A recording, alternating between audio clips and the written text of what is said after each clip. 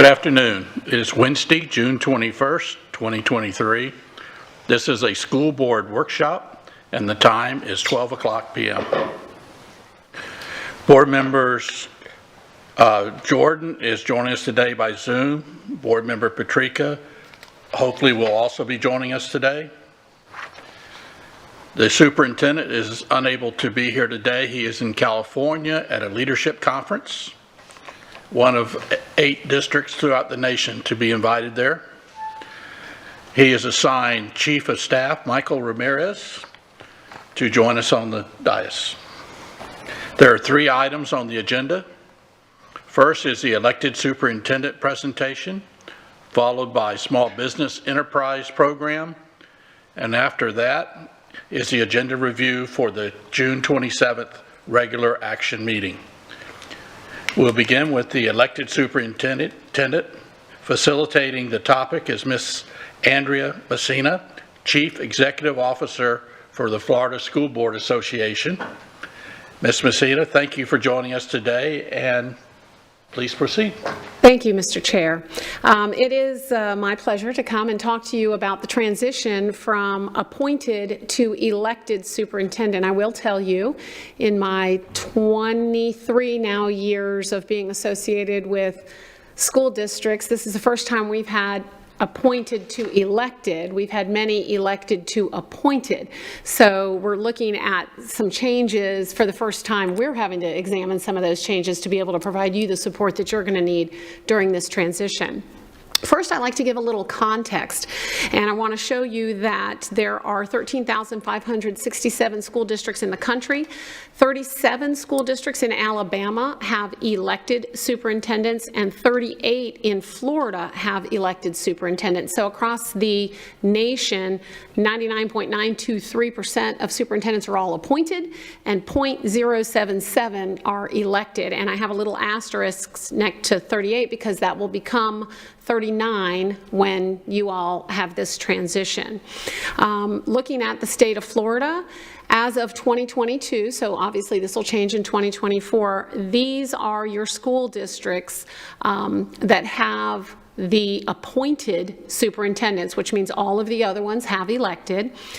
And what I do like to start out by talking about is that in Article 9, Section 5 of Florida's Constitution, the section related to superintendent of schools actually calls for the original Constitution of Florida calls for a superintendent of schools who shall be elected.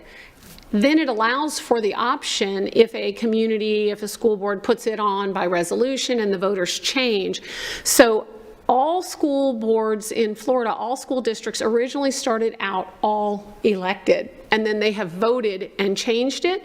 But you'll also notice that there's an option to change back, which is what your community has done. If you have a district school superintendent who is elected, it's very clear that that shall be an elected term for 4 years or until election or appointment and qualification of his or her successor. So part of that is to include the appointed superintendent, but there could be an instance where an elected superintendent leaves term early, and somebody might get elected to complete an unfinished term, but might be elected for 2 years and then have to be elected for 4. So it allows for that, just like a school board election, if somebody's filling in an unfinished term. I do like to point out that the procedure for making the office appointive is really what the statute calls for, but that last paragraph there says, subsection 3, any district adopting the appointive method may, after 4 years, return to its former status and reject the provisions by following the same procedure, which is exactly what Lee County did. So you guys put it on the ballot, your electors voted. If you want to change it, you have to wait 4 years. When we look at the responsibilities of the district school superintendent, it is the same regardless of method for assuming office. So your appointed and your elected superintendents have the same legal responsibilities, statutory responsibilities and roles. First off, the responsibility for the administration and management of the schools, supervision of instruction, all of that is the same. If you look at Section 1001.33, the schools are under the control of the district school board, and it's very clear that all public schools conducted within the district shall be under the direction and control of the district school board with the district school superintendent as executive officer. Doesn't matter if they're elected or appointed, your superintendent is your executive officer. So then we look into sort of the areas of responsibility, both statutorily and regardless of how a superintendent is appointed. The board creates the policy, and the superintendent executes and does the day-to-day management and leadership following the policy that the board created. So that doesn't change. Qualifications will change. In an appointed superintendent district, and I'm on the right-hand side of this particular slide, the district school board sets the qualifications by saying they have to have a certain education, have to have certain training, have to have certain experience, and typically they will have to have demonstrated that they can perform the job. And then there's an annual evaluation, and we'll get into accountability in a minute, but typically there's a formal job description like other staff members. For an elected superintendent, the only qualification that exists is that they must live in the district, and it's any registered voter in the county can run for office. So as long as they're a registered voter and they live in the county, that person can be your superintendent. Now, we have seen in some counties where, it can be anything from people with doctorate degrees who maybe have worked in the education field to someone who's got a GED, or you don't even have to have a GED. So it can be anything in between, someone with or without education experience, doesn't matter. Anyone can get elected to that position. When we look at the selection, as I said before, if someone's elected, it has to be a county resident, and they have to earn a majority vote of the electorate. So they have to go before the public, I guess you'd call it plead their case, but campaign, and earn a majority vote of the electorate. For an appointed superintendent, you don't have to stay within your county. You can attract from the nation. You could have an international person if you wanted. Typically, you'll choose from a wide range of qualified applicants. The board will vote, usually with community input, and then there's some negotiated contract with the school board. But all of that kind of goes out the window when you have an elected. Removal and termination, I do need to kind of go through some of this, because in an appointed district, a board can say, this isn't working out, we're going to terminate the relationship. They can dismiss the superintendent, or they can just choose not to renew the contract. They can just let a contract run out. We've seen both of those within the last few months here in Florida. There can be a mutual agreement where the superintendent says, things aren't working out, time for me to move on. The board says, okay, it's probably a good idea for you to go ahead and go. Some kind of mutual agreement. Superintendent who's appointed can resign, can retire. There may be any number of things that appear in a superintendent's contract, and the board votes by majority or sometimes in accordance with terms of a contract. Some contracts call for a supermajority to get rid of a superintendent or to fire a superintendent. For an elected superintendent, the governor will have to remove or suspend an elected official superintendent, and typically that only happens for malfeasance. It's typically not done just for whatever whim. It's usually a very serious offense. We have seen, most recently we saw a superintendent in the Panhandle, oh golly, I want to say 5 years ago-ish. There was some misuse of a credit card, and she was removed from office. She actually appealed the removal. There's a provision for appealing in Florida statutes, and she went before the Florida Senate, and she lost that as well. So she was actually removed from office.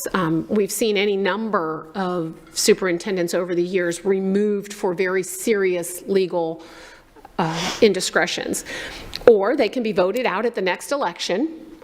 They can resign from office. We have seen some elected superintendents resign for any number of reasons, and when that happens, then the governor has the right to fill that position until the next election. Or we've also seen where, and I'm not sure it's been under this governor, but previous governors when there hasn't been an appointment in a timely manner because the board has to have a superintendent. So boards sometimes, depending on how the resignation comes and the speed with which it comes, boards have to appoint someone as an interim.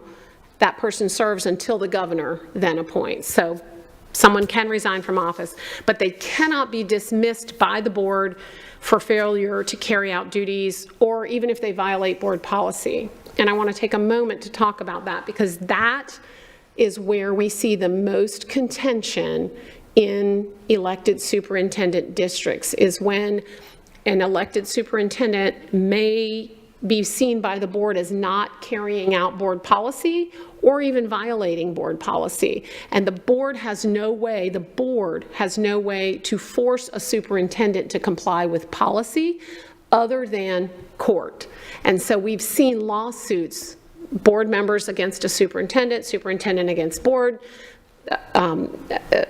overstep of authority here, overstep of authority here, accusations. We've seen some court cases, or filings, I should say. We always try to do our best to avoid that because it's not good for anybody. There's never a good outcome.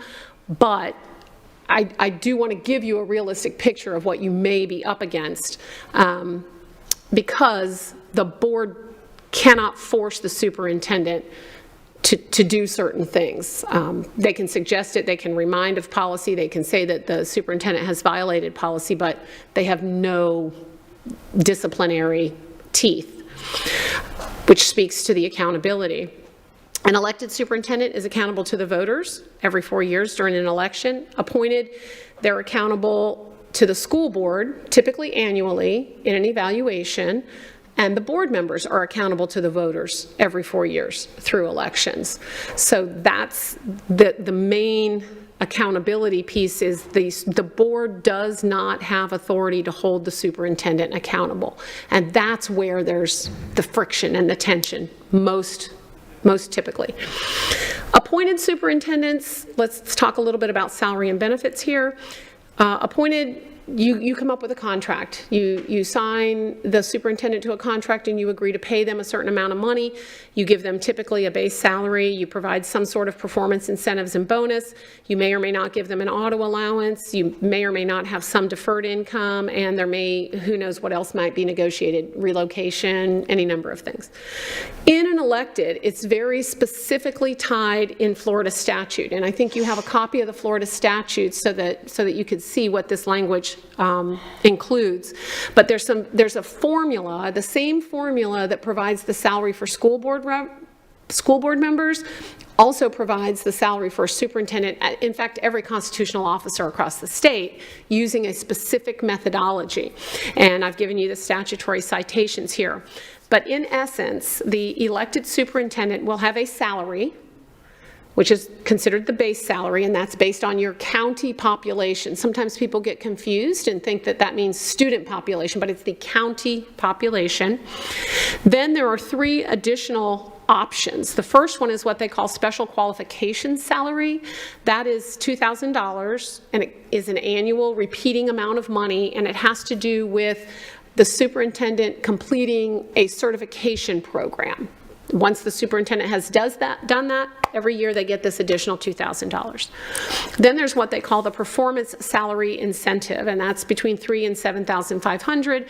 But that again is based on a certain program completion, which is called the Chief Executive Officer Leadership Development Program, and that's run through the Florida Association of District School Superintendents. They have a culminating project. Based on that culminating project, the dollar figure between $3,000 and $7,500 is assessed, and as long as they continue to develop professionally, that too is seen as recurring salary.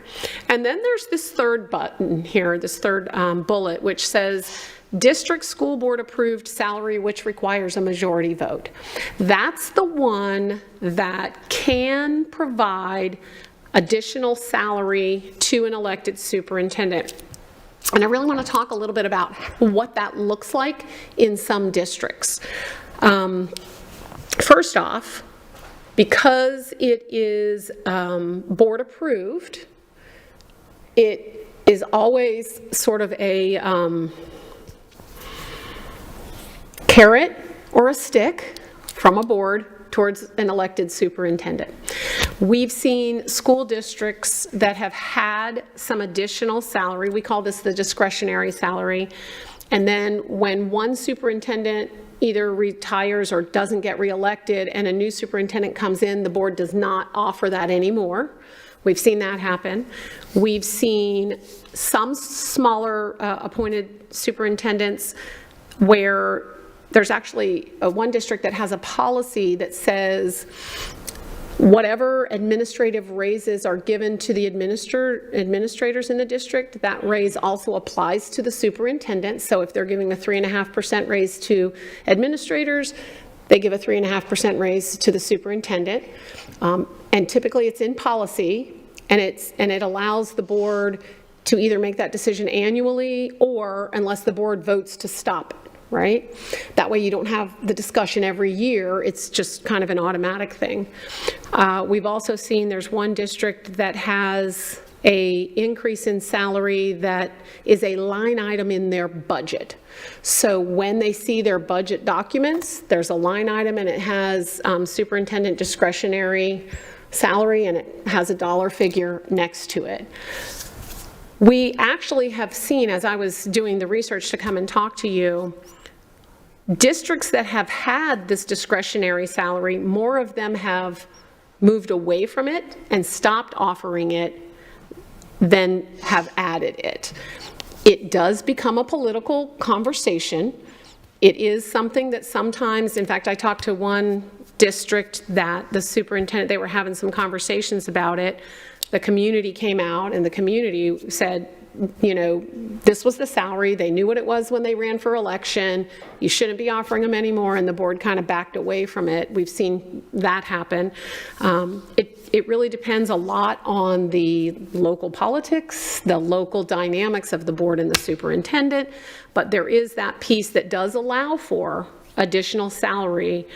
That doesn't mean that it won't be something that the board then has to answer for. So I just want to be fair to give you, so that you can prepare whatever decision you want to make, that you're making it with open eyes.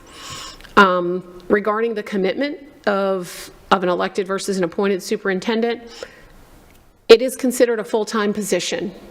So an appointed superintendent reports to the board, which means if your superintendent wants to take leave or needs to or ask for some professional days to do certain things, that superintendent either has it in their contract, comes to the board and asks for it. An elected superintendent, it doesn't have to happen. You just show up one day and expect the superintendent to be there. They may not be there, didn't tell anyone. You know, they're elected. They don't answer to the board. They don't have to. So the ability for an elected superintendent to have a little bit more freedom actually exists. When we talk about checks and balances, the law does require the superintendent to implement the school board policies. The superintendent cannot veto a board policy, but if the superintendent doesn't follow a board policy, the board can't remove, can't do anything. If they're appointed, obviously, the board can either choose some kind of discipline, terminate a contract, anything like that. As you well know, because you're all elected officials, that when there's elections involved, politics get involved. So you've got school board members on staggered terms who are raising money, campaign, all of that. Typically in an appointed district, the superintendent, our strong recommendation is that the superintendent stay out of school board elections and shield themselves from election politics, but they can be victims of politics when people get elected. But when you have an elected superintendent, then that superintendent must also raise money, campaign, be elected. So you'll start to see during that, into the fourth year of a four-year term, you'll start to see the superintendent out in the community more because there's a campaign that they need to run. And they have to raise money. They have to campaign, like I said, and be elected. Typically, that means that senior staff have a vested interest one way or another in the outcome of the election. Some will think if they can get somebody else elected, they might get promoted. Others will think they want to keep this superintendent to keep their job. It will affect the dynamics of senior leadership. It always does. So you just need to be aware of that. It draws, the politics of an election draws in the staff. It just does, especially senior staff who work closely with the superintendent.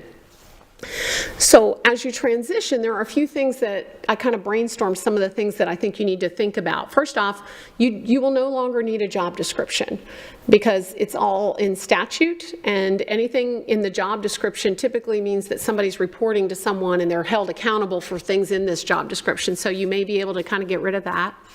You may need to look through your whole policy manual because you might have some things that talk about the evaluation of the superintendent, that the superintendent has to report to the board on certain things. Depending on how they're written, that may need to change based on the fact that you're changing to an elected. You will typically not have any performance goals. In fact, I had a conversation with one school board attorney yesterday, and I was asking, because he represents multiple districts, and I said, do you have any elected superintendent whose discretionary salary is related to performance goals, like so many A schools or so many improvement in test scores or anything like that? And he said no, and he actually said he would discourage his boards from doing that because that's more akin to an appointed superintendent who's responsible for performance. An elected superintendent doesn't have a responsibility for performance per se, and so it would be difficult to maybe get them to agree to that. You also, one of the things about, there's no formal leave, there's no formal vacation, there's no formal training unless they want the salary incentive. So sometimes we have seen elected superintendents who, you know, take leave when they want it, and whether it's convenient or not, sometimes they take it. I don't want it to sound like elected superintendents is a bad thing. We've got some outstanding elected superintendents across our state. Some of our highest performing districts have elected superintendents. Many of them, most of them, are salt of the earth people, hardworking people, and very likely could have and would have been appointed had they had an appointed district. But we also have seen over the years some challenges. The one thing I would like you to think about is an orientation and a transition, because newly elected superintendent, you could get someone who has no experience in education at all. You could have someone who's never walked into a public school. You could have someone who worked at the phone company or worked as a plumber or whatever it might be. So you might want to think about how you would orient somebody who's completely foreign to education if they win an election and take that job. That's something to consider. You also will want to schedule a protocols workshop as soon after the election as possible to develop the expectations of each other, because the relationship that you have with your appointed superintendent and the protocols that you have in place now might be good practice, but if your newly elected person doesn't agree to them, then it's just a good idea and it may not happen. So having some conversation about how you as a board and the new superintendent are going to work through things, expectations of communications, is going to be important, and that person may or may not agree to them. So you want to think through that. I'm happy to answer any questions that you have. I will say it's a big transition. It'll be a big transition for your community because they're used to calling you guys and saying, and there are going to be times when you won't be able to say anything other than, I'm going to need you to call the superintendent on that, because that's really all that you may be able to do. But I'm happy to answer any questions that you have, and maybe we can have a conversation about thoughts and just anything that you have questions related. Any questions? Mr. Fisher. Thank you, Chair, and thank you, Ms. Messina, for this presentation. I appreciate it. In your experience on FSBA, how often with these elected superintendents and the boards have you seen these impasses? And I mean, is it is it something frequent, or, I know that's a very general question. We see more impasses in elected superintendent districts than appointed, I will say that. Appointed superintendents recognize they have a responsibility to the board, and they recognize if they get to an impasse with the board that their job there is done. So there's more of an incentive to work things out in an appointed district. It really, and Melissa and I were talking about this before, it really comes down to, just as with an appointed superintendent, it really is about the relationships. The same is true in an elected superintendent. It's about the relationships. And being able to have the conversation, that doesn't mean you're best friends, it doesn't mean you sing Kumbaya. It means that as a professional, I can come to you, I can share my concerns, and the superintendent, as CEO, is going to address whatever concerns in the way that they believe is best. But the way they believe is best may differ from the way the board believes is best, and that's when the impasses occur. I will say, when the impasses occur, people can draw the lines very deep and stay behind them. And so it is less likely to resolve itself quickly until an election comes up, and then there's motivation to resolve things, and by that time it may be too late. So it can be sticky, and it can get ugly and uncomfortable. I've seen op-eds in newspapers where chambers have said, you guys got to stop. You guys have got to stop the fighting between the superintendent and the board, and that's just not something any community wants. Chairpersons, I have another question. Yes, please. All right, okay. And, sorry, microphone as usual. And we've kind of talked about this as a board, and you may not have this answer right now, but how often have you seen a difference with elected superintendent boards having separate general counsel and a board attorney? How often has that? Yeah, I think that you have to have separate general counsel at least on retainer, so that when the issues arise, there's a procedure in place for how it gets handled.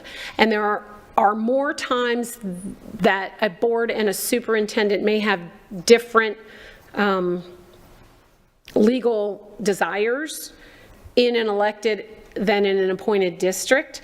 So many of them, if they don't have them with some sort of retainer situation, they certainly have had to call on them from time to time.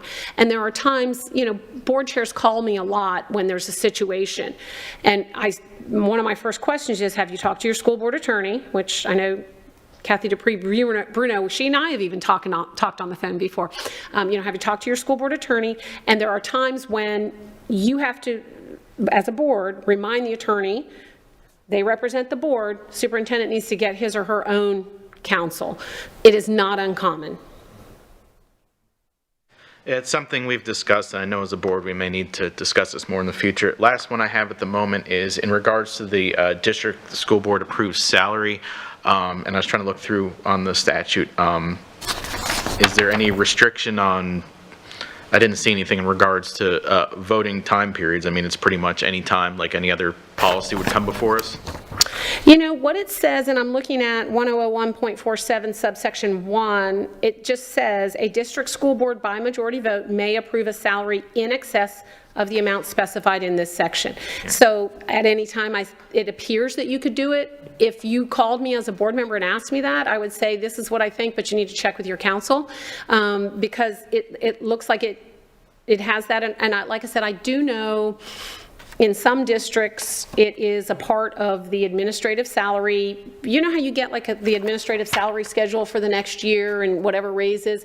There might be some language at the bottom of there that reminds you per statute, blah, blah, blah, blah, blah. This raise increase also applies to the superintendent or something like that. So whenever, if you are at a year when you haven't given any salary increases, that means that you may not give one to the superintendent either, but then in a year when you would, you might.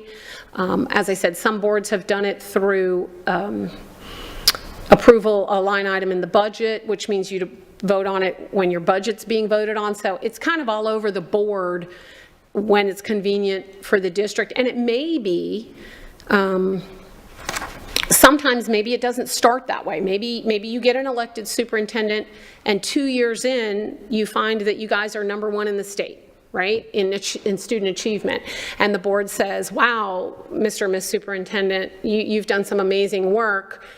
We'd like to recognize the work that you've done by giving an additional salary piece. So it could just happen one time, it could happen continually. There's no provision, and we've seen it all over the board. Okay, thank you. Those are my initial questions. Thank you. Ms. Giovanelli. Thanks so much for that. The information, I read it and I had a few questions.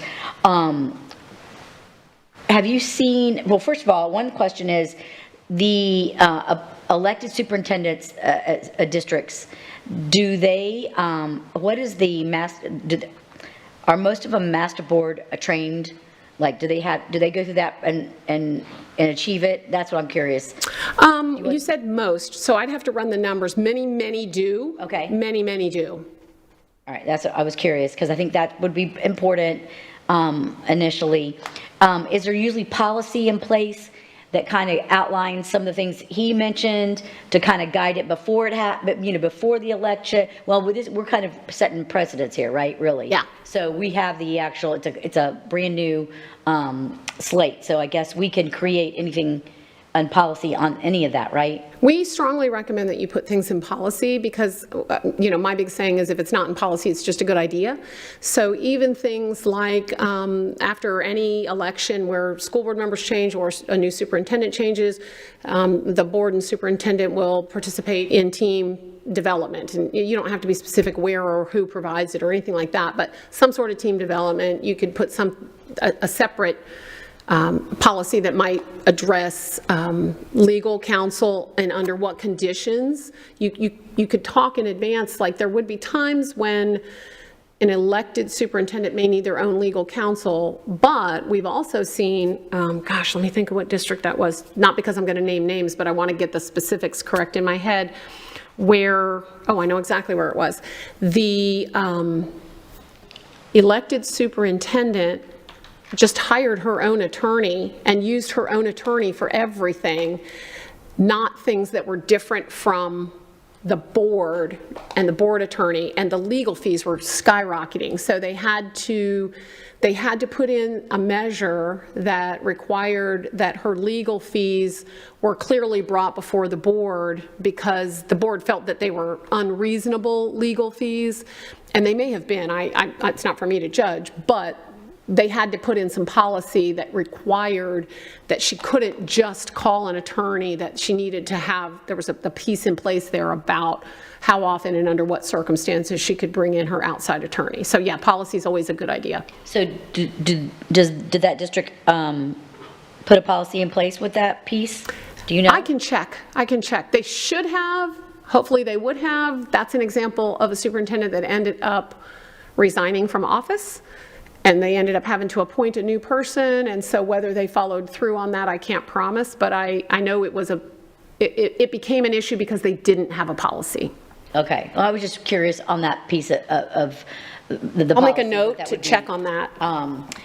And then one of my other questions was, in some of these elected superintendent districts, do they have any kind of we have a 360 evaluation that Dr. Bernier brought forward with staff and so forth. Do these elected superintendents districts have anything like that where staff evaluates the superintendent or the community evaluates the superintendent, so we get an idea of how satisfied the community is? Never seen that. Okay. That would be a voluntary thing, and most elected superintendents, their position, and I don't want to speak for them all, but their position typically is I'm elected every 4 years. The community tells me then if they like what I'm doing. Yes, I understand. Okay, I was just curious about that. And there's no requirement for it. I've just never seen it. Right. So do you recommend having a policy in place for the discretionary salary prior to and the superintendent being elected? I think you should have a conversation as a board about whether or not you want to consider discretionary salary and under what circumstances you might, I don't want to call it award it, but under what circumstances you might bring it before the board, how often you might bring it before the board, what that might look like, which may or may not result in a policy. You may not want to address it because you may decide that it's not something you want to do, in which case, down the road, because you're not doing it for the people sitting at the table today, you're kind of making policy for moving forward. But if they decide, if any board were to decide to give discretionary salary, it's always a good idea to have a policy to guide it. Yes, thank you. If they were to call me in 10 years and say they want to put in discretionary salary, for example, I would say you want to put in a policy first and then follow the policy to award the salary. That's what I would recommend. But if you don't think you're going to do it at the beginning, you may not want to have that policy. Gotcha. Okay, thank you. I do think we need to have some kind of policy to guide our plans. I mean, right now we have a cap on a spending authority, and we might want to change that with the elected superintendent coming on board. So there's a couple things that I think we need to look at. So, all right, well, thank you so much. I think. Yeah, and if I could speak to the changing of the discretionary authority of a superintendent. Back to Mr. Fisher's question about when there's some conflict, one of the only measures that the board has, if there is some sort of a dispute with the superintendent over spending, is to lower that spending authority through policy, because you have some policy that gives that measure already. And so what I have seen when there have been some challenges, and I'm thinking of a specific district that the superintendent created a whole different department that wasn't even on the org chart, hired people, and the board was like, we don't even have this job description, we don't even have this job, and yet the superintendent hired somebody. So they continued to have to, through policy, multiple and over the course of time, limit the superintendent's spending authority. And in fact, we had one district where the superintendent had zero spending authority for a while. And then that superintendent ended up either being removed from office or leaving. But, sometimes it takes a while if there's a problem. We don't see it get to that level very often. We try very hard to help resolve issues long before it gets to that. And most superintendents are solid people. They run because they want to help the school district and they have some business acumen or education background. It doesn't happen a lot, but when it happens, that's one of the only levers the board has that they can pull. Thank you. Any other questions? Has Ms. Patrica been able to join us? No. Ms. Jordan? I do have a question, please, and I have to apologize that I'm not there, so I'll be here today. Ms. Messina, thank you so much for being here. My question is, well, I have a statement and a question. The statement is how important a superintendent is to the school district. And I really appreciate the fact that you mentioned about the policies. That is the only control that, as the board, we would have to make sure that things are being managed and ran the way that the district should be. Is that correct? Because we are the ones who make the policies. They are the ones who have to define and make sure that they are performing those. Is that correct? That's correct until they don't follow policy, and then you have a different issue that has to be addressed. But the other area, Debbie, I want to remind you of is approval of the budget. So when a budget comes before a board, typically when you have a strategic plan and you have an appointed superintendent and you look, there's going to be some alignment. Sometimes in an appointed superintendent, it may not have the same alignment. That's not to say that it's intentional or not, but there might be certain priorities that an elected superintendent talked about on the campaign trail that they want to put some financial commitments behind. And so the board looking at the budget and approving the budget to make sure that it aligns with your strategic plan is another area that boards need to pay close attention to. Okay, and then my other question is as well, when we are, the fact that, you know, they can be there when they want to be there and not be there when they want to be there because of the fact that they're elected, that's something that we have not seen here for many, many years. So that in itself is, for, you know, a district that has over 100,000 students is just not even, it's mind-blowing to even think that that could be possible.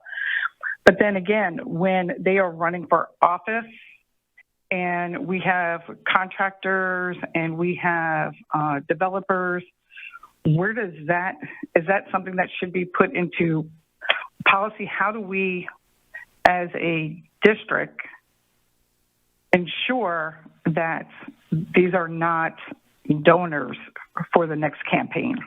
Well, you don't have the authority to put that in policy because there are state laws around campaign donations.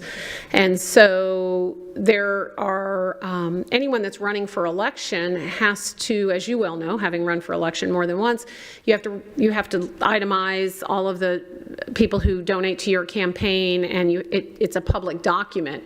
But an elected superintendent, in the same way that an elected school board member could take a donation from anyone, I don't think you have the authority to be able to put limitations on that legally. I think that would be challenged in court.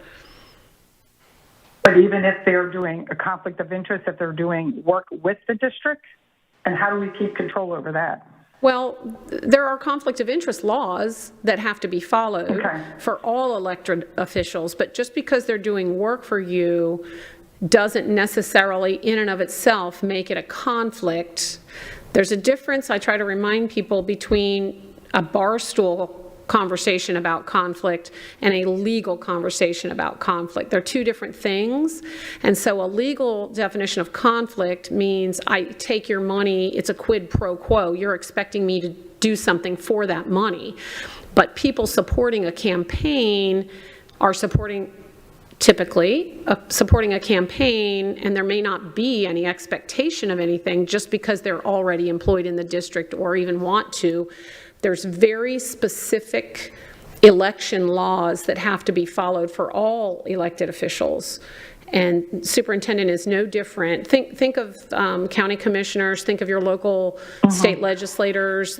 You know, those people typically are able to take donations from people that are vendors of their organizations. It's just what that donation, if anything, is expected in return. That's where you get into the ethics conflict. And I wouldn't say that just because somebody donates, it's automatically a conflict. It's not automatically. There have to be specific things that occur that make it a conflict. But to your point, it's something to be aware of. Title 48 of the Florida statute and everything that goes along with that and the duties, and just a lot in my head right now. So I just, again, I thank you very much for being there and giving your knowledge and insight to all the questions that have been asked of you already. So thank you. You're welcome, Debbie. And there may be additional questions that come up over time. So just because you may not have any other today doesn't mean something else doesn't arise. Sure. Thanks. Ms. Langford Fleming. The only question I really had right now, some of the other ones have already been answered, is if we go back to slide 14, it does talk about the compromise, you know, of the salary, the special qualification salary, the performance salary, and then the district board approval salary, which we've already discussed that, as far as putting any kind of policy or stipulation in place. But my question is, can the superintendent qualify by going through the completion of the certification program with the 2,000? I was trying to find this in the statute and couldn't. Can the superintendent go through the leadership certification and additionally get the approved salary by the board. Yes, they're not mutually exclusive. Okay, thank you. That's what you're asking? Yes. Yeah. I just want to make sure that I understand that the superintendent can go through all these tasks. Stacked. Okay. Yes, ma'am. You'd have base, you'd have the 2,000, you'd have the, what is it called? The other, Chief Executive Officer Right. leadership, and then the board voted. You can stack them. Okay, all right. That's the only question I had right now. Thank you. Yes, ma'am. Tagging along the discretionary salary, when you offer that to an elected superintendent, is that on a yearly basis or is it on a 4-year basis? Well, it depends on what your policy says. Okay. Number one. As I said, one district has it in policy that administrative salaries, when they are approved, also apply. So when they passed the board policy, that was considered board voted on. I personally would recommend annually, just for transparency purposes, but that's just me. I can promise you superintendents don't want it annually. I can understand too. Yeah. The other question I have is on the elected superintendents around the state, do most of them make more or less than their highest paid employee in the district? Any idea? I will say, I spoke to one district yesterday, and they specifically included the discretionary salary for the elected superintendent to ensure that he would always make more money than the highest paid employee. So I know that happened in one district. They're not offering it now in that way, but that's what they did before. So under normal circumstances, you would want that to be the case, but I do want to remind you, when we looked at the qualifications of an elected superintendent, some people might argue, some in your public might argue, depending on who gets elected, they may not have the qualifications that would warrant the salary to even be more. That there's a reporting aspect of salary that might come into play.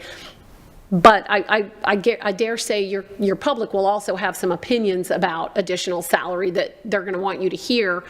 And that's another reason you want to put it in policy, because there's the advertisement period that makes it very formal, very transparent, and then the public hearing. I'm counting on the electorate to take care of the qualification issue. I mean, I believe that's the same qualifications as our governor has, For sure. or any state legislator, any state senator, and you don't usually see bad choices there, especially from this county. I was going to say, in a county this size, I would agree with you. I just have to tell you, because we've seen some in other counties that probably wouldn't get elected here. Now, we're the first to be transitioning back, but are there other counties that are anticipating doing that, I think? I know that Hernando will have it on the ballot in '24. If it passes, obviously, it won't take place till '28. Right. That's the only other one that I'm aware of. Okay. All right. Trying to think, just on timing, I just think I'd like to see this board come together and come up with some kind of salary before, but that's, schedule that. Mr. Fisher? I had one more question with a follow-up question, if that's all right. So, Sure. Ms. Messina, and again, this is a broad question. How, with your experience with other districts with elected superintendents and the board, how have you, and again, it's about relationships, but how have you seen communications between them? Has it been fairly regular? I know that's a broad. It depends on who gets elected. Okay. I will say that. Now, I want to be clear, 99.9% of the people that get elected to be superintendent are professional, do an outstanding job in their district. I want to be very clear about that. But that doesn't mean, I mean, even with an appointed superintendent, there are some communication problems sometimes. It's a big job.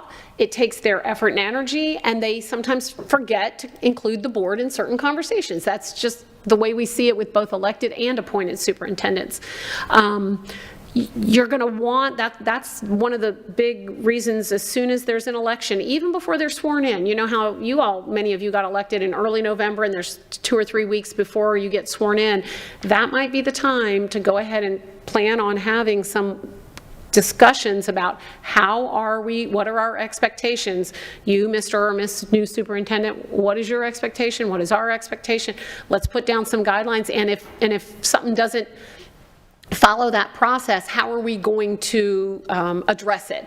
If you have the measures in place before the shortcoming appears, then you know what to do. If you wait until a shortcoming appears, then there's this whole, what do I do? How do I do it? So those conversations before a problem happens are crucial. There's just, the reality is there's no requirement for it to happen. It's a good idea, and a good CEO is going to do it. Elect the right person and you're fine.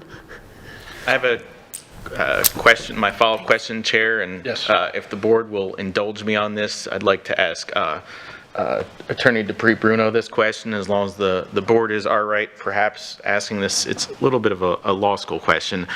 In our new policy that'll be coming forth 1030 about superintendents of schools, our policy, the Neola one, and I'm not asking for an answer now, by the way, but it talks about, the duties and powers of the superintendent, and it talks about one of is advise and counsel with the board on all educational matters and make recommendations to the board for action regarding such matters as should be acted upon. My question is, obviously things are set by statute, but would it be legal and permissible for us to perhaps try to amend the policy to say something such like, or an additional part of the policy that, regular communication to board members? Again, I know it's set by statute, and again, the policy can obviously be ignored by the elected, but unless the board objects to this, if we could may have a little bit of research on that and look into that, making sure that essentially that's one of our expectations, that this superintendent, whoever that ends up being, has regular communications with board members. I think, for my view, that's an excellent idea. Anyone else have a comment on that? Or Ms. Jordan, do you have any comment on that? I totally agree with Mr. Fisher on that. And again, we do have the Florida statute, Title 48, that says what all of their duties are and responsibilities as a school superintendent. So as much as of this that we can put into that, I think would be great, because I think that would help assist us as a whole when it comes to managing and making sure that the district is going in the right direction. So thank you for that, Mr. Fisher. Mr. Chairman. Yes. So we can definitely look into that, and there's a couple of other policies I'd like to take the opportunity to bring to the board's attention. 6320 is one that is not going before the board. That is our procurement and purchasing policy. In the past, the board has had a discussion as to whether or not they wanted to reduce that threshold or not reduce, and the instruction was to keep the threshold as it is. But this policy is going to be coming to the board sometime in July, so this will be an opportunity for the board to give me direction in terms of what you want that threshold to be. I have, if I may, Mr. Chairman, I have a question for Ms. Messina. Oh, please. Andrea, can you please explain to me in terms of the that one scenario regarding the superintendent hiring the outside counsel? Is this issues dealing with actual conflicts, such as a recommendation for a personnel hire that the board does not agree with? Or are we also talking, for example, student due process cases, employee due process cases? Where is it based on conflict, or is this just the general day-to-day operations that may lead to some type of litigation and representation? No, it would be based on conflict, unless as a board you have discussions that would indicate otherwise. The board can decide when and under what conditions the superintendent would need separate counsel, but your general stuff would still go through normally the board attorney, or sometimes there's a staff attorney which works with staff and a superintendent, and then there's a board attorney that might be external, that's hired to come to the board meetings, that sort of thing. So sometimes there's that, but that would really only be in, well, you're a big district, I was going to say some of the larger districts. The smaller districts, it's going to clearly be when there is a conflict of something, and sometimes that conflict could be the board wants the superintendent to put something on the agenda. That's another policy, by the way, that I think you need to look at is agenda creation. Who creates the agenda and how is that agenda for board meetings created? Is it in, because some appointed superintendents policy says that it's the superintendent's agenda, superintendent in consultation with the board chair, superintendent and board chair have the authority to put things on the agenda. So you want to make sure that there's an avenue for the board to get something on the agenda. Because in some appointed superintendent districts, there's not an avenue. If the superintendent says it's not going on the agenda, it doesn't go on the agenda. So look at that policy. Because that's an important one. Getting something on the agenda can be very frustrating if you don't have an avenue for a board item to come before. Yeah. I believe we have the good of the order anyway. Any board member can bring something up on the agenda, Well, board meeting. through the chair, our process is the superintendent in consultation with the board chair, and also if the board wants to bring something by majority, they can also. Okay. We got that provision in place. And Thank you. Mr. Bruno, I wanted to suggest to you to look to Escambia County prior to, they just in what year are we in right now? 23. So in 2020, they moved from elected to appointed.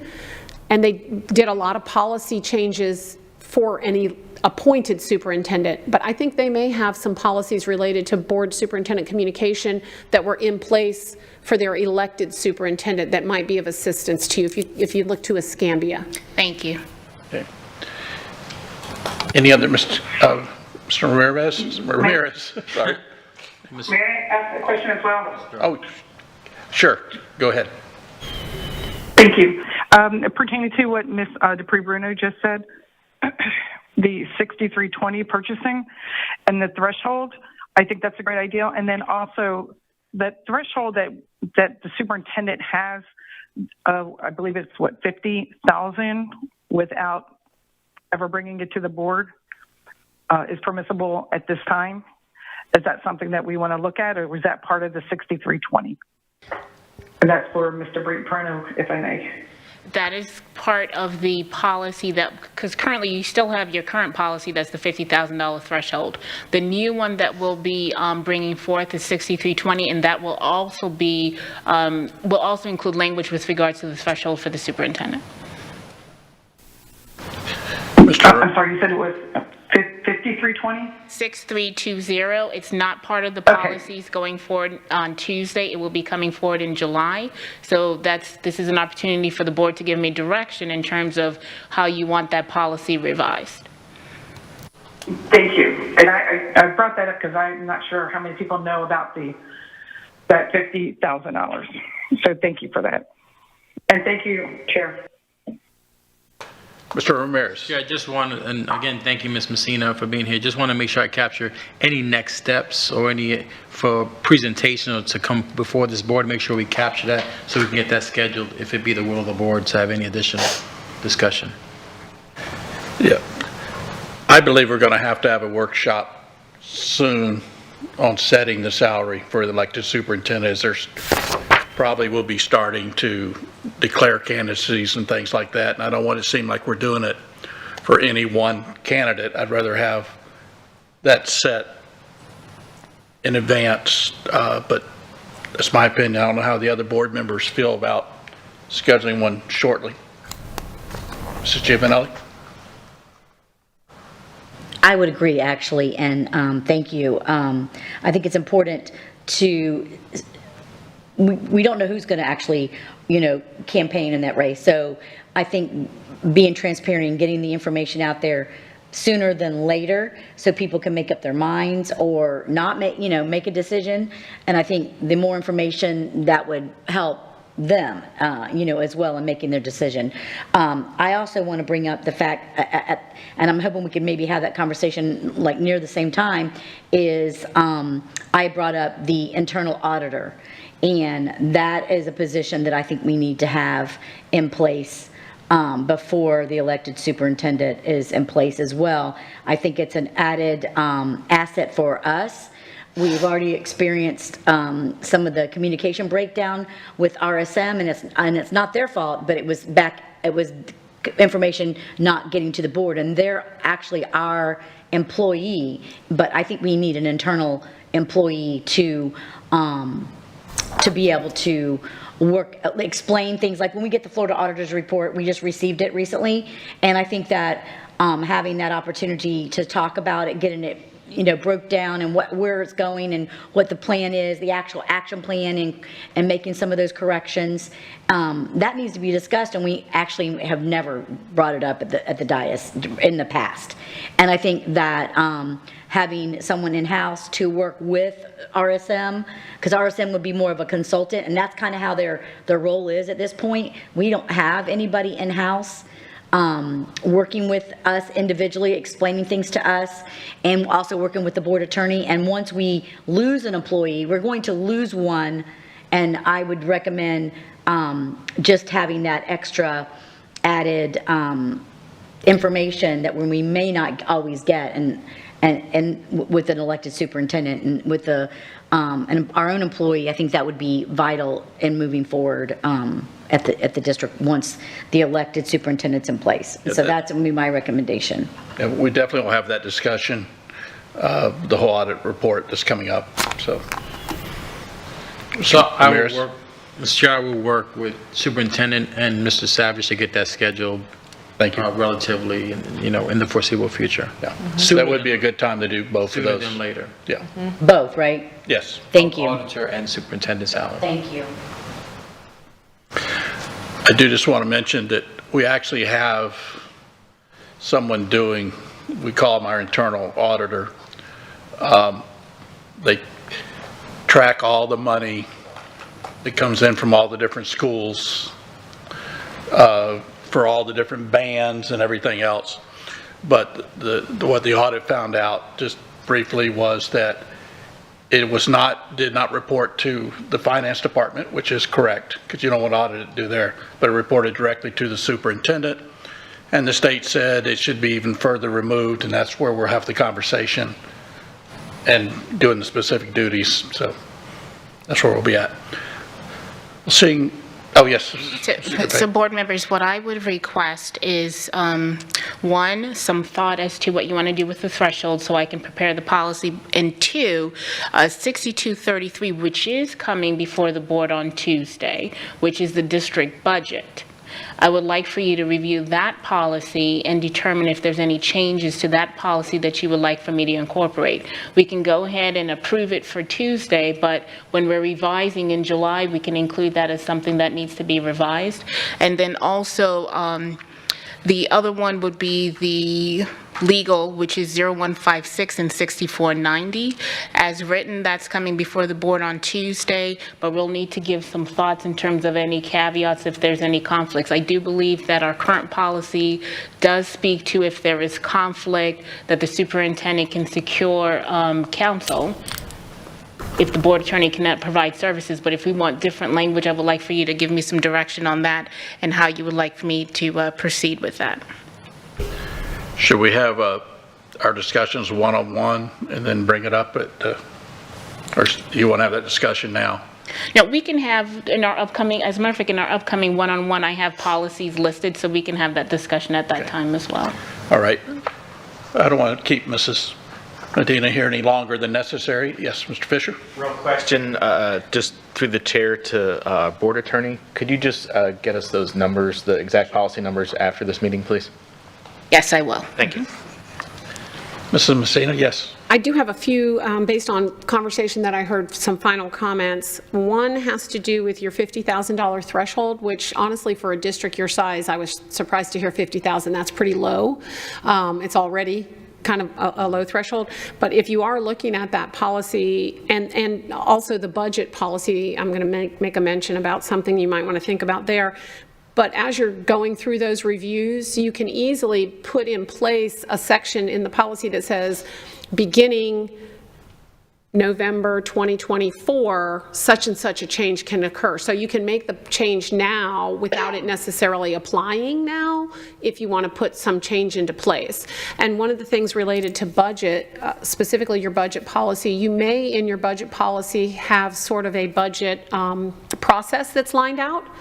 And because you have an appointed superintendent, that appointed superintendent will typically come and get information from the board, but you want to look at what you have in that budget policy and how that budget is developed, because you may need to put in policy some earlier touch points for policy guidance, direction, and sharing of information from an appointed to a board. I don't know what your process looks like, but you may want in early spring a superintendent who's elected to bring you anticipated budget projections, whatever that might be, that you would have specific budget workshops lined out in policy. So look for that. And then finally, I spoke to, I'm glad you mentioned about the auditor, Ms. Gina Vanelli, because I spoke to a school board member yesterday who said, in an appointed superintendent district, who said one of the things that she had some concerns about once was that their budget had gone below 2%. But the superintendent who directed the finance officer and was responsible for the hiring and whatnot, the superintendent directed the finance officer not to tell the board. And so the school board, what she said, can't tell you if it's true or not, but what she said was that the budget went below the recommended amount and the board didn't know. So you may want to put something in on either a policy or the job description of that person that says if the budget falls below a certain level, they have an obligation to report it to the board, not just the superintendent, because there's some fiscal responsibility oversight piece here that you all need to be aware of. All right. Ms. Giovanelli. So thank you for that, because I think that's what's really important is the internal auditor would work directly and for the board, not the district. And I think that is key, because chairperson said, mentioned the internal, we do have internal auditors, but they really work for the district. And their loyalty is going to be to the district over the board. So we need to make sure we have an employee that works directly. And I don't know how an elected superintendent, well, actually this is something that he brought up, how that really will affect our board attorney that works directly for the board versus, staff attorney. So, that works for the elected superintendent. And so I think that it's going to be a little tricky for us because we're not used to. You're going to have growing pains. Yeah, the changes. And so I think making sure that policy controls what happens is going to be the perfect opportunity. Well, I say perfect, but nothing ever is. But, to make sure that we have things in place before being proactive versus reactive. And that's because that's where the conflict becomes. Because then you've got a lot of, and try to avoid that before it happens. It's really, for me, that's what's important. Thank you. You're welcome. Thank you. And we may call you back. We have a year to get all this. I know you do. So, a little over, but at least a year. We're here anytime. Okay, well, thank you so much for enlightening us today. Thank you. The next item on the agenda is the Small Business Enterprise Program. Executive Director, Mrs. Susan Millay, will guide us through this topic. Mr. Chair, as Susan gets ready and begins, I just want to give a little context to this presentation. In February of 2021, the legal team presented the board with information on both minority business programs and small business programs. The board directed the superintendent to proceed with developing a small business enterprise policy, which was adopted at the end of the 2021. During the school board workshop this past April 19th, the board requested to receive an update on this policy. And now the Small Business Enterprise Program, which implements policy, is being formulated. Susan Malay is here today to provide that update as the board requested for that. So I'll turn it over to Susan for that presentation. Welcome. Good afternoon, board members, Mr. Arrears and Kathy Dupree-Bruno.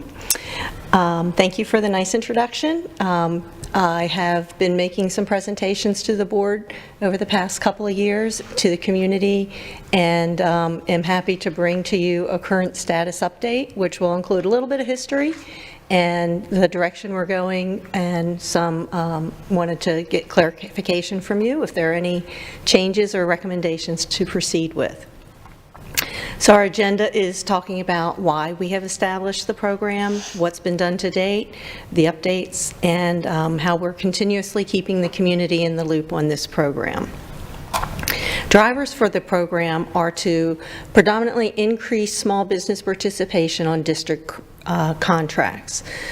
In addition, what we'd like to do is increase our local small businesses' engagement with major construction contracts for which small businesses wouldn't be eligible to perform, such as building an entire school. Another driver is our sales tax revenue that's being brought back into the district. We would like to turn that around and invest that in our community, and so part of our driver is to take that investment and work with our local vendors to increase their participation in the work that is paid for by our sales tax that we are all paying.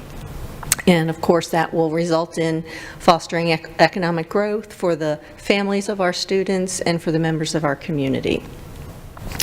As Mr. Marrera said, back in 2021, the board received a presentation from the legal team, and they discussed the differences between a minority business program and a small business program.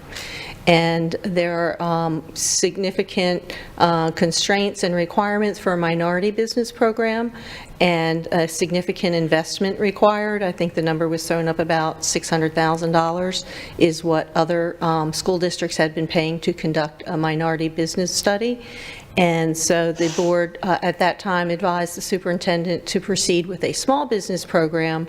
And a vast majority of minority programs are also small businesses, so we would have the benefit of extending the program without the cost and delay for implementing it.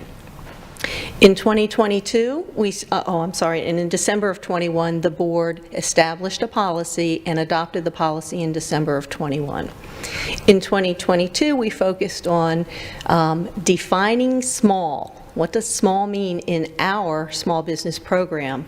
And we took that question to our partners at FGCU, the Economic Research Institute, and the Small Business Development Center are both partners with us on establishing this program.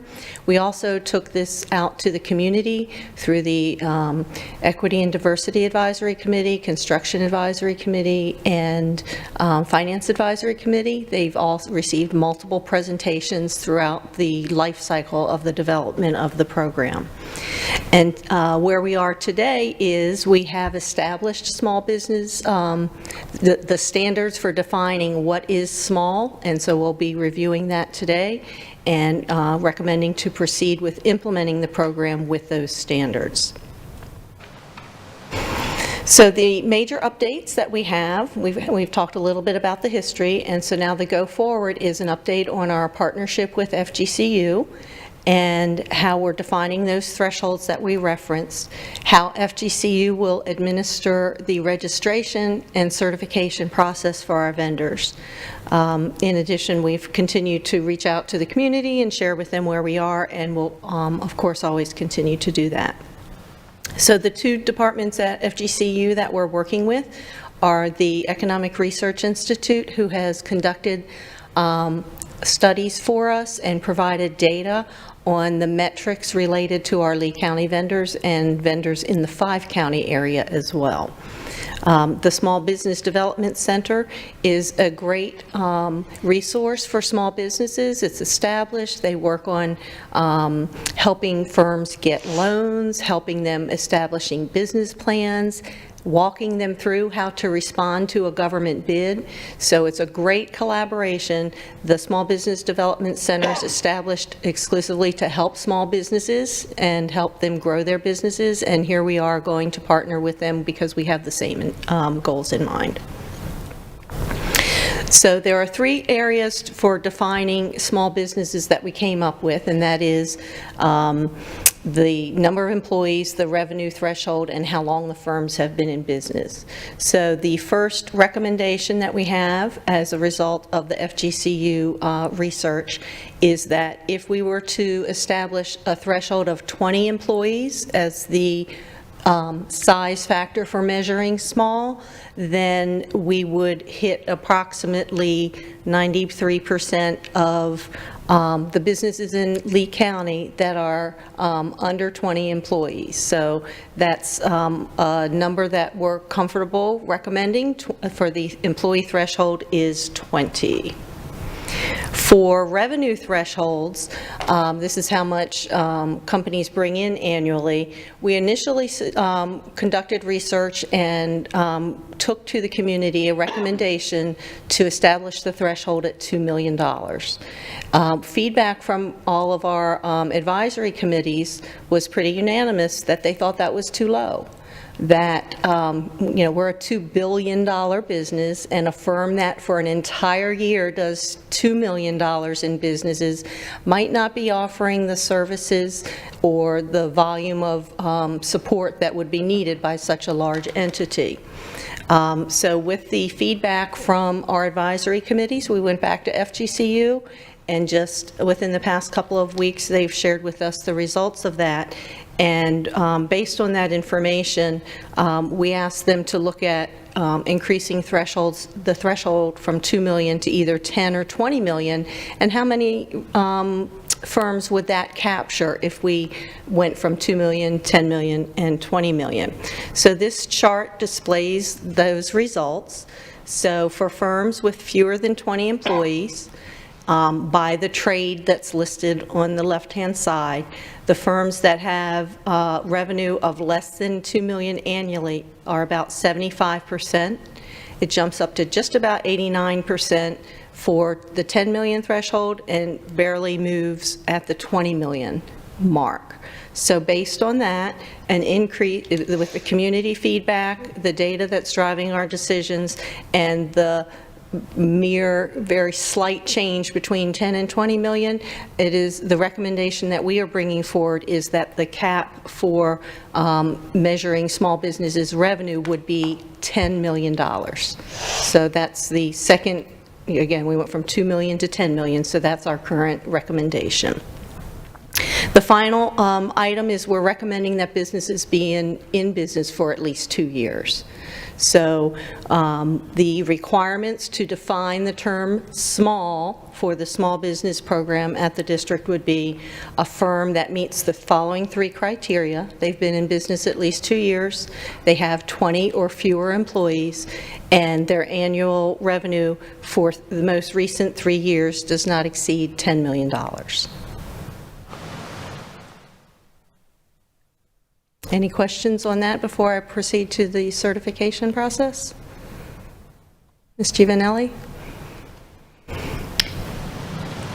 How many how many vendors do we have that would even meet this criteria now at the district, like presently?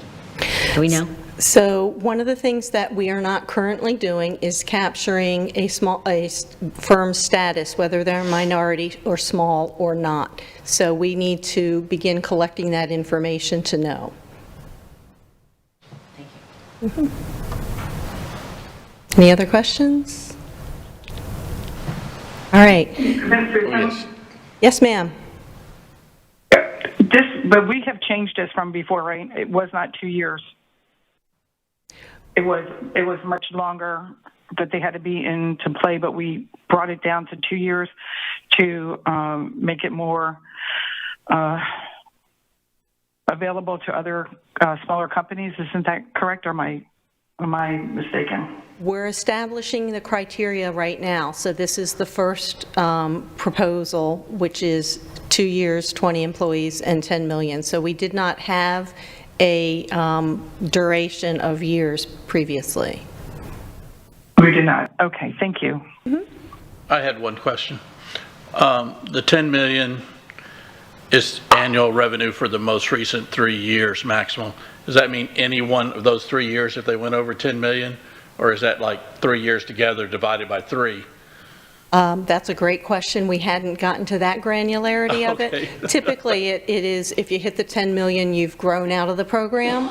But that's a good consideration. There could be one job that just slightly put someone over, so I think I'll make a note of that to talk about. I was thinking of with the hurricane, some of these Yeah. businesses are getting extra business that they may never see again. And I hate to see them be disqualified for 3 years, if it's close. I mean, obviously, if they went up to 20 million or something. Hopefully they never see it again. Yeah. They probably not think we are. Good question. Okay. Good. Please continue. Okay, so now we're going to talk about how does this program work? So what does it mean for the district to administer it? What does it mean for our vendors to submit for a certification process? The great news is our partners at FGCU and the Small Business Development Center have agreed to administer the certification process.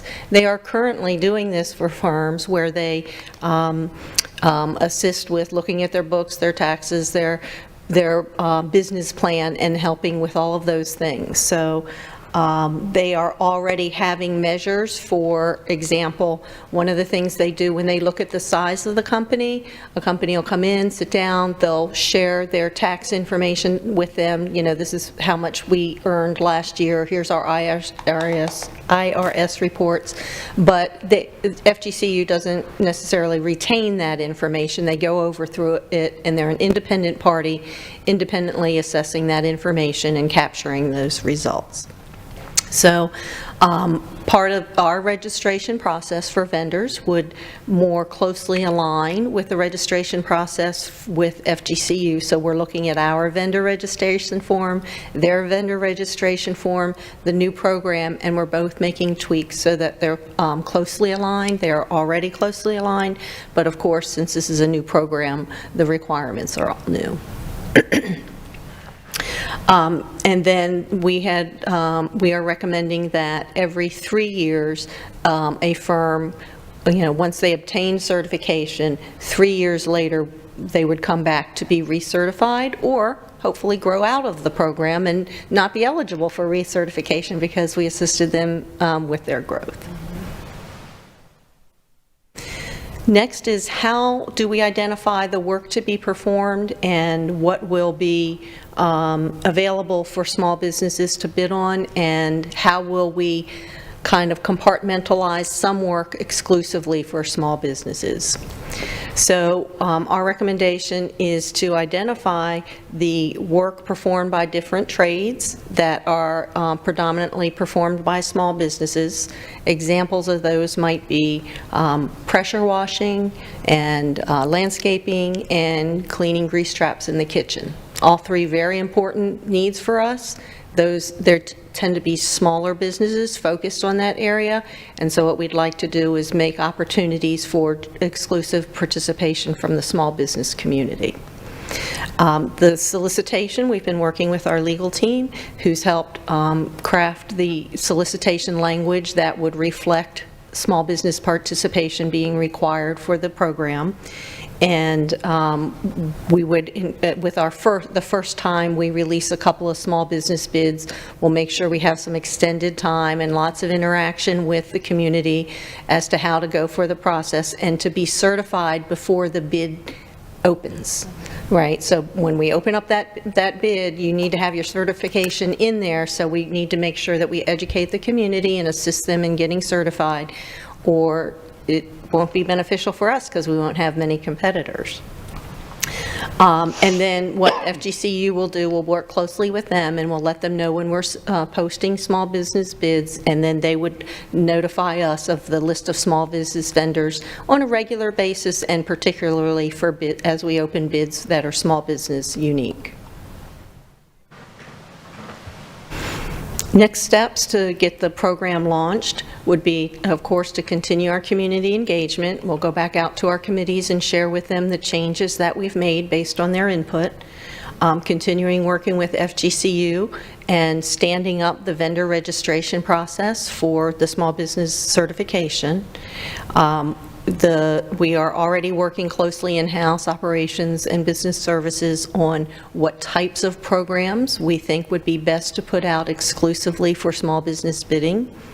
And then we are also going back to, we are in the business of building large value schools, so we're looking at putting in those large prime contracts for a single project, target requirements for participation with minority or small businesses for those very large programs.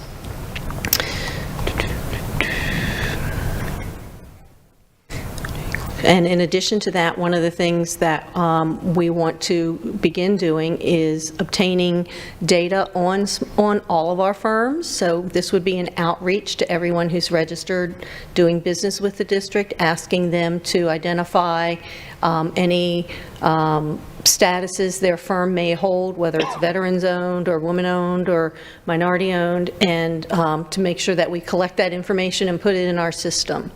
An important reason for that is not only knowing what we're doing now, but long-term, if there was an interest in going to a minority business program, we would need to have data on how many firms are in the community, how many firms we're engaged with, and that would be a requirement in order to proceed with any additional type of program, such as a minority business program. I think there's one more question I can anticipate, that is, how does this fare with large businesses? So some of the examples I've shared with you earlier about the type of work that would be performed is typically not the type of work that large businesses are pursuing. Landscaping and pressure washing and grease trap cleaning, right? So we know we have kind of a targeted small audience for that. One additional area that we're looking at is we have what we call continuing contracts. So we'll hire general contractors, plumbers, mechanics for a 3-year period. Currently, we have that broken out into projects that are valued from $0 to $200,000, and also a separate contract for the same type of work, but a higher dollar value from $200,000 to $4 million. So in the past, both of those tiers of service would be open to the general public to bid on, and what we're looking at is having these $0 to $200,000 potentially being a small business registered vendors only participation. So projects 200,000 and below, small businesses would be competing amongst other small businesses, and then the larger firms would be competing for the 200,000 to 4 million. So that has been probably the most prominent question at every presentation that I've had, so I thought I'd just put that out there. Any questions? Any questions? Are we at the end? Is that last slide? Well, Jada looks for it. I had one question. How will this, do you think, affect the bottom line of our budget? Will the small businesses bids be anticipated to be about the same as a large business for the same project? Or do you think a lot more or a lot less, or I'm not sure how that works. I mean, because the public's going to ask, is this going to cost us more by doing this? That's another one of the questions that I hear frequently. I guess the way that I'd present it is that the opportunity to compete at the small business level, you'll now have large firms removed from those smaller ones, and what you'll have is the pool of small businesses competing against each other. I don't know that they would submit higher rates for the services that they perform. I think firms generally have their targeted fees that they establish for their services. I don't think that just because big businesses might not be able to participate, that they jack those rates up, because their competitors are the small businesses who should have, potentially similar overhead and profit margins. Or I don't know that they're going to change drastically just because the pool is exclusively small business. However, I don't have a crystal ball, so I'm not sure. Yes, Jada? I just wanted to go back and sort of piggyback on what Chairperson's brought up earlier on slide 10, when it talked about recommended small business thresholds. I could see that also being a bit of an issue if we're constraining them to 20 employees, especially in this past year where many businesses had to hire more people to get all of the work done in our community post-hurricane, and while they may no longer be needed or employed with that business. So while we're looking at the 10 million over the 3 years, perhaps we need to also look at the number of employees. If it was a short term of, say a business had to hire 20 more to get all of the work done, but then let them, but then those employees then moved on or they were no longer needed, could be an issue. So I just wanted to make sure that maybe we look at that also. I cannot tell you how much I support this small business ideal. It is the backbone of what our country was built on, is small businesses, and I think it's really important that we always remember that. And while we have companies that obviously are not able to build, say, a whole school, but we are right whenever you said earlier that these, the taxpayers' money goes to our community. Those employees and those business owners also have children in our district, and I think it's important that we continue to keep that at the forefront of our thinking whenever we're making decisions like that. So, but thank you for the presentation. Excellent, excellent job. Thank you. Thank you. Any other questions, Mrs. Giovanelli? Thank you. I too support this. I think it's really important to have this. I think this is going to be a healthy opportunity, healthy competition, and allow more opportunity for the small business owner. And so I'm excited about that. I'm hoping more local. I'm all about feeding our local economy. So I do have one question regarding something that Ms. Fleming, when she mentioned it raised a little bit of a flag. Just curious. They have to meet all three of these thresholds, not one or two. They have to meet all three of them, correct? Okay, great. Also, I would be curious to see, once we have the list of small businesses, I would love to see that. I'm hoping to see it be a healthy competition, and hoping that it will open the doors for others that thought they never had a chance to do business with the district. So eventually, I'm hoping we can see that, the list of vendors at some point, the small business vendors. Great. Thank you very much. Ms. Jordan, do you have any comments or questions? Okay. Any other from anyone? Mr. Ramirez? I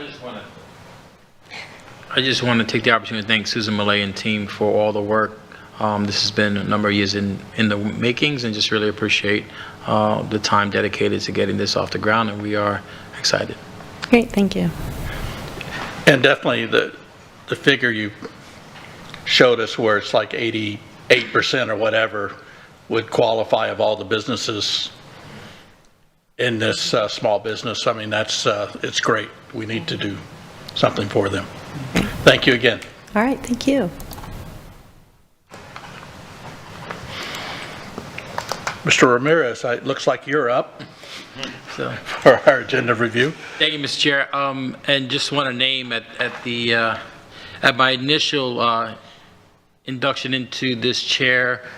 There were no questions. I think the board felt I earned my wings on the first round, so gave me lots of questions this second round. So I will go through, as we go through the agenda review, a number of questions that have been asked by board members. So I'll just jump right into consent items specific to academic services. H4, the approval of license agreement with Zobean Incorporated for Beanstack. Question was asked, please explain this contract. There was no attachment. There was no attached PDF as stated in the agenda. This license agreement is for a one-year contract with Beanstack by Zobean. The company will provide the school district with tools to inventory and catalog all K-12 classroom libraries. In addition, Beanstack will provide unique links for each school to all stakeholders to view classroom libraries in a searchable format. The contract was posted prior to posting of this agenda, so that is for that particular item. In business services, I-1, approval to award ITN number N237429DG, banking and financial services. Please explain how it was determined Truist was ranked highest at 74.38 as stated on the ITN number N237429DG banking and financing scoring sheet of written proposals when Fifth Third was actually ranked the highest at 74.88. Please help me understand that determination. There are two scorings that are listed in the attachment to the agenda. The first scoring was strictly for the written proposals that were submitted as a first response to our ITN. These scores are used to determine a short list of those vendors that are invited back for a presentation. The next scoring is a scoring of presentations where the vendors came and demonstrated their functionality to us. The presentation scoring is what established the final rankings of those vendors.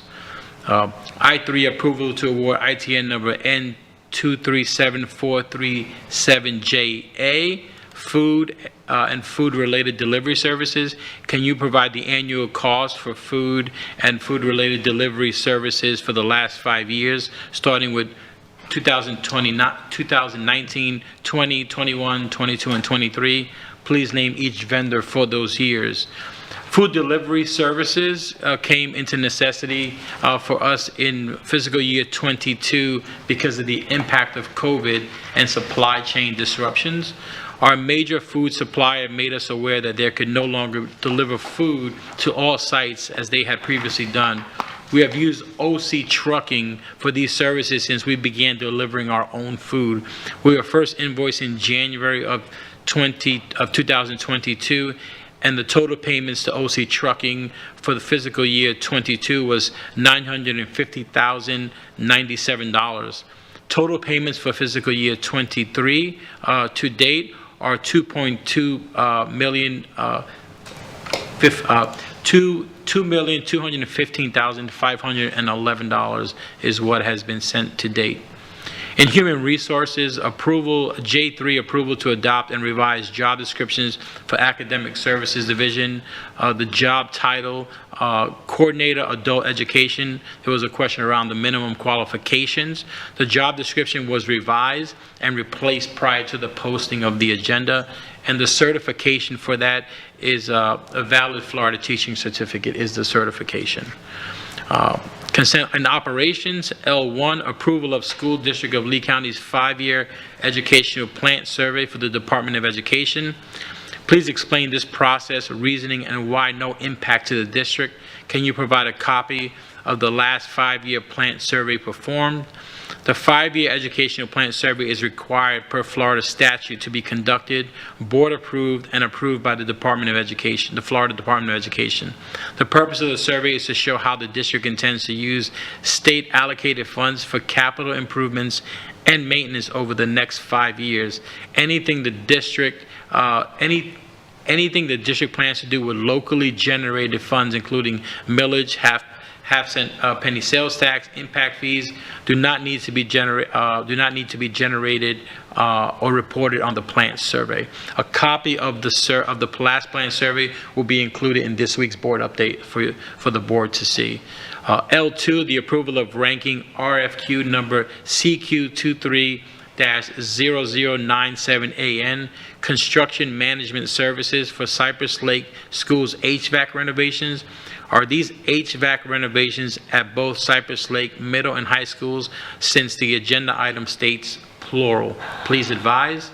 The scope of this project consists of new energy plant that will serve the high school, arts building, and the future rebuild of the middle school, as well as a total chilled water piping replacement, air handler replacement, and control replacements for the high schools. So it is encompassing both the middle and the high schools in the project. L7, approval to extend for 180 days ITN number N177276LN, fire alarm system replacements. Explain why the need to extend.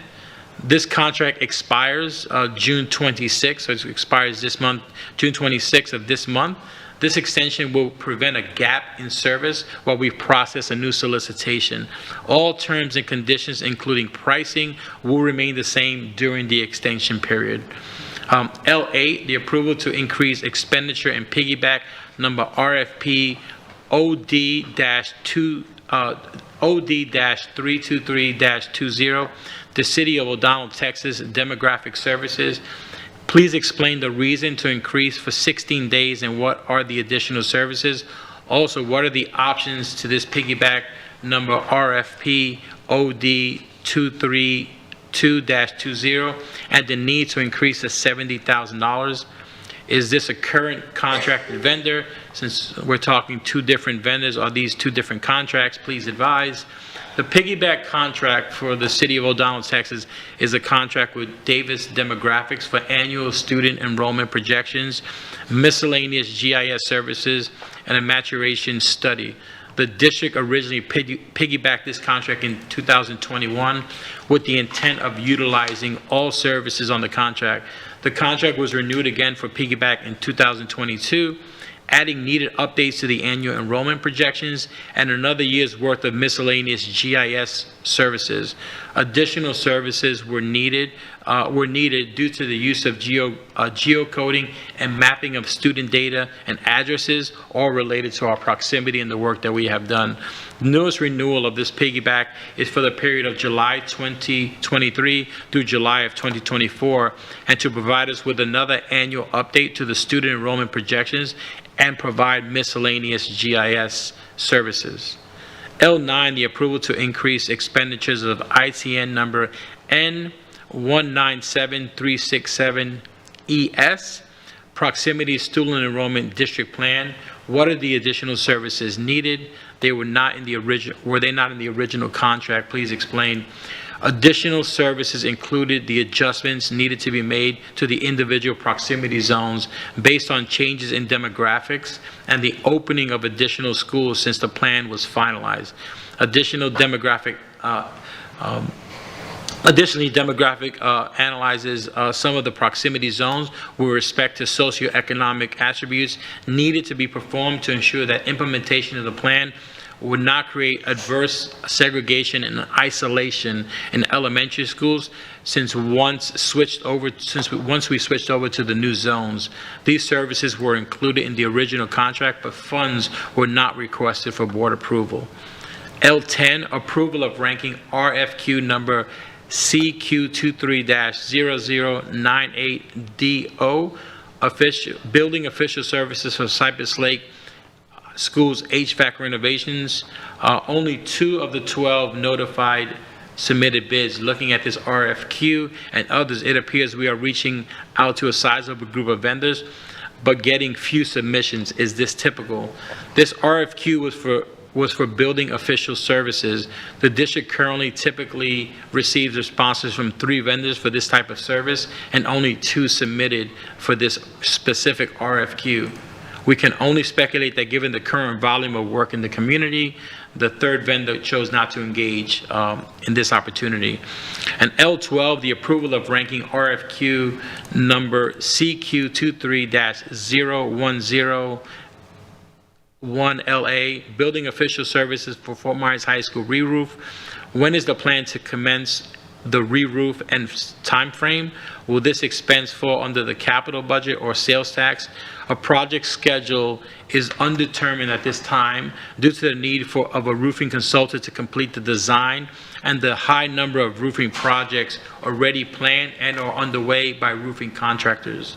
We do anticipate starting construction in January of 2024, this upcoming January, with a project duration of 180 days and the anticipated substantial completion in July of 2024 for the summer, so next summer.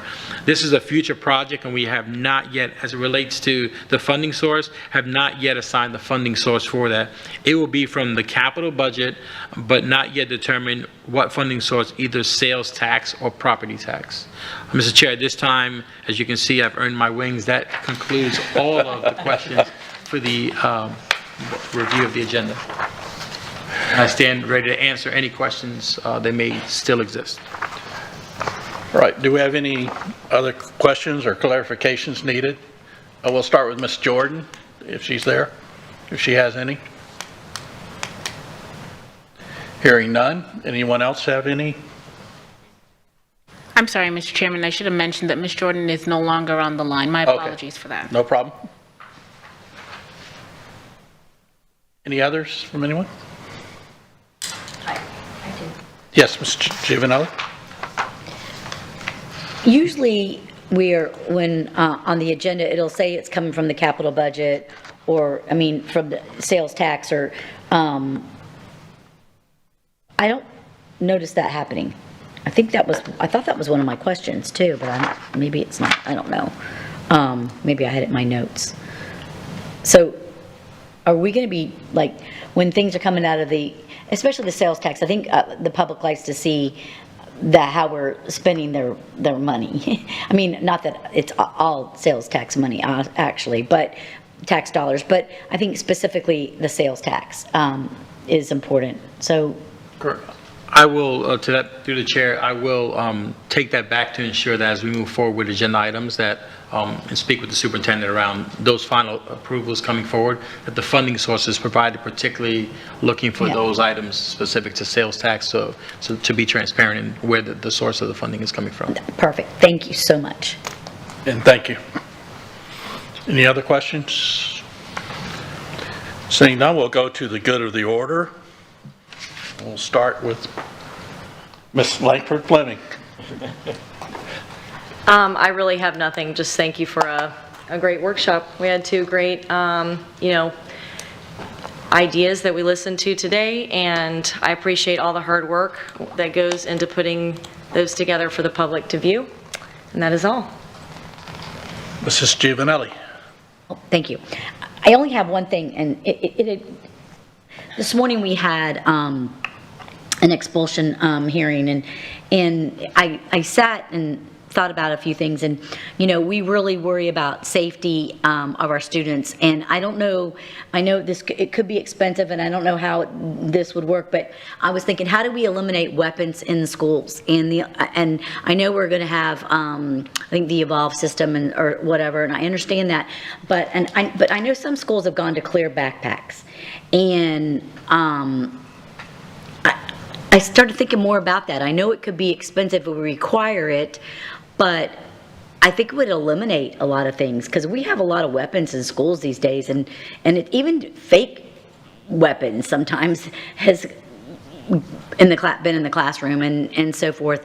And I would be curious what it would actually cost. And I don't know if it's something that the foundation we could work and collaborate with, or even collaborate with the community in the cost of clear backpacks. And it's something I'd love to have more of a conversation and see what the cost would be. But I mean, we say, safety is number one, and to me it is. And so, I think students are going to think twice about putting something in a backpack or in their secret compartment and if we can see it. So it's something I would like to have more of a conversation about, and I don't know if anybody else would either, but that's what I would like to talk about, if we can, at some point, maybe when we have everyone here. But I think it's clearly, it's a deterrent, and I think just like at the Guardian program, we know that that's going to be another deterrent, and it also enhances our SROs. And to make students feel safe and staff feel safe, I think that's just another small thing that we could possibly do and make, I don't know. It's something more I would like to hear more what others think, but thank you. That's it. Y'all have a great, we'll see y'all next week, Tuesday. Mr. Fisher? Thank you. I'm happy to have that discussion, Ms. Juvenelli. So, just briefly, not a whole lot. Thank you to Director Millay for showing me around business services recently. I truly enjoyed that. Appreciate that. Great job, Mr. Ramirez up here. Appreciate you. And I'm going to hold the rest of my comments until next week. That's all I have. Thank you. It's a workshop, but Mr. Ramirez, you have something you would like to add? I have nothing, sir. Okay. Mrs. DePay Bruno? I have nothing, Mr. Chairman, thank you. Okay. Yeah, Mrs. Giovanelli, I think that is something we could look into. I mean, I'd like to see what's happening, because I know some districts do require that, and see how it's working. I think our open gate is going to take care of so much of that, just trying to walk through it. But then you get into, do you have to have clear purses for all the girls? I mean, so I don't know how all that works in their policy or whatever, but I think we should have that discussion. So thank you for bringing that up, because anything to do with safety is definitely something worth discussing. Well, at this point, having no other business come before this body and seeing no objection, this meeting is adjourned. The time is 1:50 p.m. Have a great afternoon.